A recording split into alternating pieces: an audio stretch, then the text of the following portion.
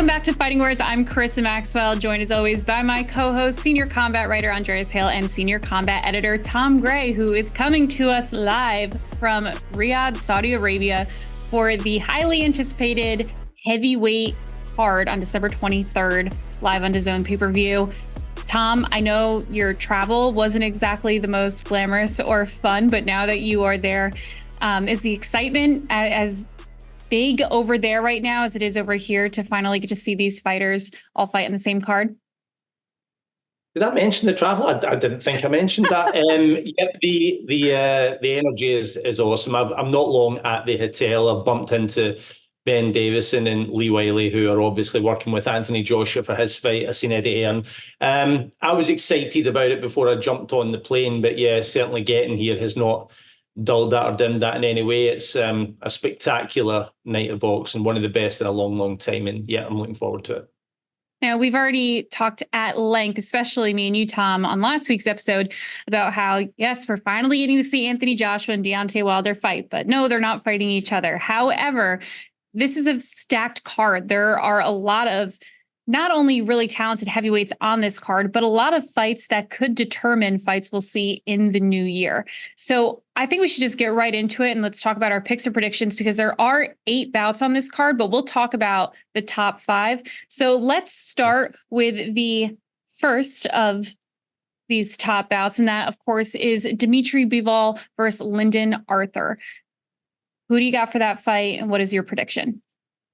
Well, Lyndon Arthur, I've been watching for years, but he's British Commonwealth level, extremely solid. He's a really good fit. He's a really good fighter. And you're still in great company, being British and Commonwealth champion. He's former Commonwealth champion, but he's going in against a guy that's pound for pound top 10 here. It's an enormous ask, and if we're being real, I mean, it's in the year of upsets, there's been some big ones. We had Shinga recently getting knocked out by Curiel. We had Tyson Fury tested by Ngannou, which was an upset in itself. Over in the UK, we had Jordan Gill beating Michael Conlan. This would be next level upset. It would be the upset of the year, and that's why I doubt it happens. Bivol is just too good for him.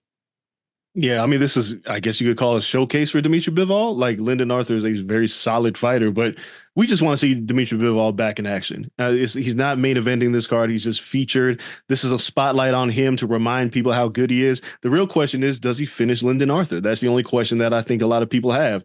And I'm going to go out on a limb and say, yes, I think he's going to stop Lyndon Arthur somewhere in the mid to late rounds. I think Dimitri Bivol is that good, and he's going to remind people that have somehow forgotten when we have pound for pound conversations that he thoroughly beat Canelo, and he's deserving of being one of the best in the world.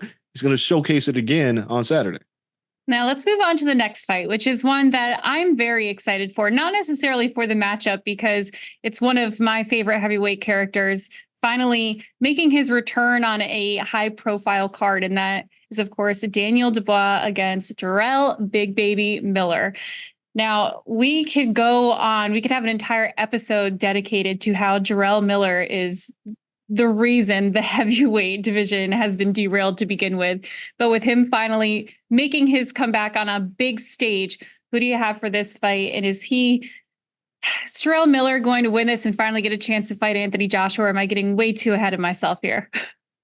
You're getting way too ahead of yourself here. I think that I'm going to take the Brit here. I know that Daniel Dubois is coming off the stoppage loss to Alexander Usyk, but he still did 8+ rounds with Alexander Usyk, who is a pound for pound great. Jarrell Miller has really done nothing since the ill-fated Joshua clash. I think that goes all the way back to what? That must have been 2019. Yeah. 2019. When that collapsed. So, and since then, he's had 3 fights since, so 3 fights in 4 years against subpar opposition. He's really accomplished nothing. He's a good face to have around, because he's causing as many fights outside of the ring as he can cause in it. But ultimately, Daniel Dubois is a really good professional. I think if he keeps him at length behind the jab, if he's patient, breaks Miller down over the course of the fight, I think he can get him out in the final third, or maybe win a points decision, but I expect Daniel to win that. Yeah, I'm picking Daniel Dubois too, but this is like a true crossroad fight for him. Like, he can't lose to Jarrell Miller. Like, he can't. His career depends on it. After these 2 losses to Usyk and Joe Joyce, where some people said he quit, if you lose to Jarrell Miller, who can hit, but I think he's walking around like 330 pounds these days, if you lose that man, you can call it a career. Like, and I know Daniel Dubois is still under 30, but bro, like you cannot blow this moment. You need to show out. I'm picking him to win. Dubois is a better boxer. He can control distance a little bit better condition than Jarrell Miller. He does everything better. It's just he's going to get tested at some point in this fight, and he can't fold. That's all that he has to do. He cannot fold in this fight. But I'm picking Dubois probably by decision. Jarrell's just going to get gassed out and just going to have nothing left. It'll probably be an ugly heavyweight fight in the back half of it. I'm sure he'll at least say some entertaining things leading up to it and afterwards. But now let's move on to the co-main event, which of course is Deontay Wilder versus Joseph Parker. This fight, again, is not the fight we wanted to see Deontay Wilder make, but this is not an easy fight by any means. This is not even a tune-up fight for if and when he does fight Joshua. So what do you make of this fight and who do you got? I'm going for the upset on it with the usual type of Deontay Wilder trepidation in that one hit on the chin and the fight could be over, whether he is winning, in the first round and knocks him out, or whether he's 11 rounds down and knocks him out in the 12th. Deontay Wilder's going to be there with that right hand all the way. But I just think he's had one round of action, I think, in 26 months. Sooner or later, you're going to pay for that inactivity. He's 37 years old. And I also think he's looking past Joseph Parker here, which is very unwise. Joseph Parker is still rated within the top 10, according to Ring Magazine and with ourselves. And he is so up for this fight. I've spoken to both guys, and what was noticeable was usually Joseph Parker is the most amiable, laid-back, nice, down-to-earth fella. He is pissed. He's pissed off because he's been looked at as a stepping stone here. Like, just get Joseph out of the way and we'll move on to Anthony Joshua. And I think that's got under his skin. Whereas I spoke to Deontay Wilder and he was like something out of Cheech and Chong movie. Now, I'm not saying Deontay Wilder smokes weed, right, for anyone that's going to get crazy on me here, but it was like he was someone else. It's like he's over here having a good time. I'll swat this guy out the way effortlessly, and then I'll fight Anthony Joshua. And I think that's very dangerous. And also notable, excuse me, he's up against Andy Lee here as well. Andy Lee has worked against Deontay Wilder on 3 occasions in the Tyson Fury fights, nose him backwards. So I think if there's going to be an upset, I see this one being the one. I'm going to pick Deontay Wilder, but everything that Tom said is true. If Deontay Wilder wins, this is the biggest win of his career. I think this is a bigger win than the Luis Ortiz fights. Like, I think Joseph Parker is that good, former WBO champion. It's just the fact that right hand, the power is the last thing that leaves, and all it takes is one. And Joseph Parker, for as good as he is, he does have some deficiencies defensively that I think he'll eventually get caught. Will it be in round 1, round 6, round 12? I don't know. But when he goes down, it is over. Can Joseph Parker stay away from Deontay Wilder for 12 rounds? I just don't see it happening. Could it happen? Yeah, I think Joseph Parker is going to win a bunch of rounds until the knockout happens. That knockout is coming. Deontay Wilder by knockout, but it's going to be a tough fight. He's going to have to find his mark, and it's going to take a lot of time. And that time off with that one round he had against Robert Helenius is not enough preparation. He's going to have to land that punch, and if he doesn't and he gets schooled, it's possible that he loses this fight, but the power is just too much. Andreas, do you think that if Wilder loses this fight that it's over, or do you think that because the Joshua fight would still be very attractive, very good on the eye, it doesn't matter if he loses, just put them in anyway, or do you think it's over for him? I don't know where Deontay Wilder goes if he loses this fight. He's teased MMA, and there's a potential fight with Francis Ngannou maybe that he would want to do that can make him a lot of money. The Saudi bag is there. If he loses to Joseph Parker, I don't know if Deontay Wilder can go home and just say, I lost the fight. Truly, it feels like I don't have it anymore because he doesn't believe he should lose to Joseph Parker. While the Joshua fight is still big for a number of reasons, I don't think Wilder's going to fight anymore. If he loses this fight, I think he's over. If you have not watched Tom's interview with Deontay Wilder from earlier this week, I highly recommend it because to Tom's point, he was a little out there. In fact, he even closed the interview saying that he wanted to knock Joseph Parker out of the ring and have him looking up as if he were on mushrooms or something. Meanwhile, the entire interview, you're questioning who actually is the one on mushrooms. But again, not assuming anything, just saying. So, and we've talked about that before with all of these big fights that Deontay Wilder has been in. The fights that he has lost, it's always been this, he seemed distracted going into fight week. He didn't seem like he was focused on the fight. So hopefully that won't be the case going into his fight with Joseph Parker. But now let's talk the big one, the final one, Anthony Joshua versus Otto Wallin. Again, it's not against Wilder, but it's also not a tune-up fight. Otto Wallin, he put on one hell of a performance against Tyson Fury. And I actually went back and I was looking at some of the pictures from that fight. And I don't think I've ever seen Tyson Fury as bloody and battered as ever than he was when he fought Otto Wallin. So how does Anthony Joshua look going into this fight, and who do you got? I think AJ wins this fight. I had a look at Wallin. He's southpaw, right? But he doesn't use the southpaw stance, I don't feel, to his advantage in the same way that Usyk does. He's a bit more square on. And I don't think he's got the hand speed to trouble Joshua. I think there's a good avenue for Joshua's right hand, right down the middle, straight onto his chin. I think he'll score effectively with that. I still think, despite the fact that AJ looks a bit pissed over here as well, but I think that he will still box, not necessarily cautiously. I think he'll be dominant enough, and I think he'll win a 12-round decision. Might get him out late, but I don't see it. I think Wallin, he's a big kid, and I think that he will make it the distance. But I expect Anthony Joshua to win this fight. I don't think that we're saying it's the big one, and I'm just saying this. I prefer the Wilder Parker matchup to Andreas' point. I just think it's probably more competitive of the two. Otto Wallin isn't rated in the top 10 with ourselves or with Ring Magazine. I know that AJ is the main event, but I expect AJ to win this fight comfortably.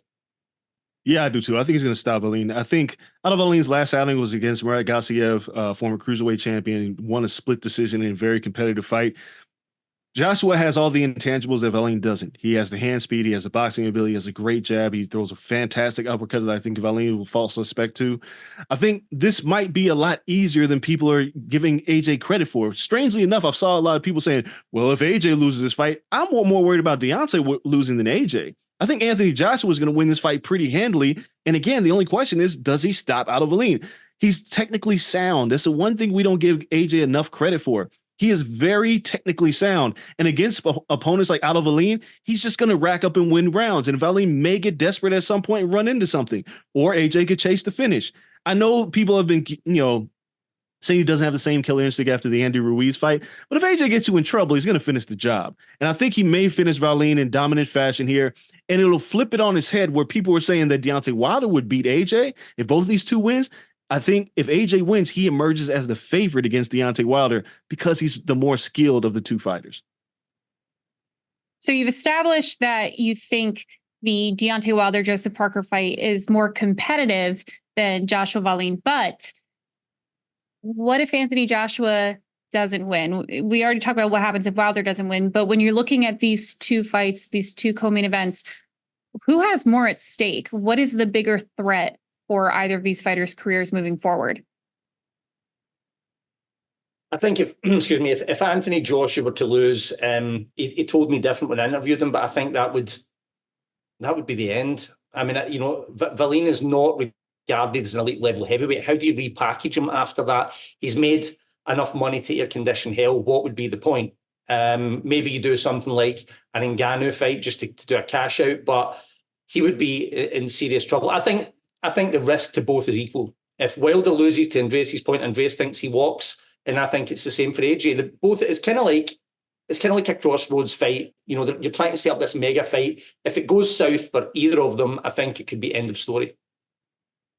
Yeah, I agree. I think AJ has more to lose here because AJ is the bigger global superstar. He has been pegged as the golden boy from day one, from winning his Olympic gold medal to his professional debut to beating Vladimir Klitschko. He has so much on the line in terms of popularity and appeal, and his entire career has been thrown into question since losing to Ruiz and then the back-to-back losses to Usyk. Deontay Wilder, as I mentioned, he may walk away from boxing, but he kind of has an option to go fight Francis Ngannou. I don't think Anthony Joshua is doing anything with MMA. His whole life is dedicated to boxing. He loses to Otto Wallin, who I think is the easier of the two opponents. It's a wrap because not only it's not questioning yourself anymore. Now there's reasonable doubt as to why I should continue my career because clearly I don't have it anymore. Whereas Deontay Wilder will always have power. It's the thing that he can't get rid of. He can win a fight on any given night. If Joshua loses to Wallin, everything gets thrown into question, and I think he's done. Because who's going to want to see Anthony Joshua after he loses out of Wallin? I don't think anybody. think it's a wrap. It's They both have a lot at stake. They both can lose and walk away from this fight. But I think Joshua, his status as a global icon and superstar is at stake here because he still has it unless he loses this fight. It's over. Even if they don't lose, could we potentially see another situation similar to what we saw with Fury and Ngannou, where the fight wasn't as definitive as we thought it was going to be? It was way too close. And therefore, this rumored fight between Joshua and Wilder that's finally going to happen doesn't happen and gets pushed back again. If that were to happen, I mean, one, we already know that that's a terrible move, but is there even a tune-up fight that makes sense to have before this matchup if they don't put on as stellar of a performance as we hope they do? I don't think it will matter, Karisa. I think as long as they get the W's, even if it was controversial, let's say, for example, play devil's advocate, if Wallin gets a decision, Joshua gets a decision over Wallin that we don't think he deserves. I could go back to De La Hoya against Felix Sturm, right? Andreas knows exactly where I'm going here. Everyone basically had Sturm winning that fight, but the Hopkins fight was already in the bag. Boom, it was De La Hoya versus Hopkins months later. It would be exactly the same scenario here. You can just turn around and say, oh, well, that's how the judges scored it, and you would still get the big super fight, the big payoff. As long as they get W's, regardless of what way they come, I think you see Joshua versus Wilder in March or April. There's too much damn money on the line. There's just way too much for them to take another tune-up fight and risk shooting their credibility to hell, right? Like if they have poor performances and they win, people still want to see that fight because for most people, it's still a guaranteed knockout. It's still a guaranteed firework. It's still a tremendous build. You can't risk it anymore. We've been waiting for this fight for 4 years. It's got to happen no matter what happens, as long as both of these guys win on Saturday. There's no way they will pass up on that money to fight Andy Ruiz? Frank Sanchez? No, they're fighting each other for a lot of money. No matter how bad the performances are, if they both turn in piss poor performances, we still believe that these two are going to produce fireworks when they meet each other. They've already got the ball rolling by being on the same card this Saturday, December 23rd in Riyadh, Saudi Arabia on DAZN pay-per-views. Make sure you tune in because it is a stacked card with some awesome heavyweight talent, and it is going to set the tone for what we should see in 2024, fights that are going to get made and potentially who's going to be fighting for belts. So definitely buy your pay-per-view, watch. Tom, be safe out there. And if I don't speak to you guys before next week, have a very Merry Christmas, Happy Holidays, safe travels, sending peace, love, good vibes, all that. And thank you everybody so much for watching Fighting Words. We will see you back here next week. I'm Karisa Maxwell for Andreas, Hale, and Tom Gray. Happy Holidays.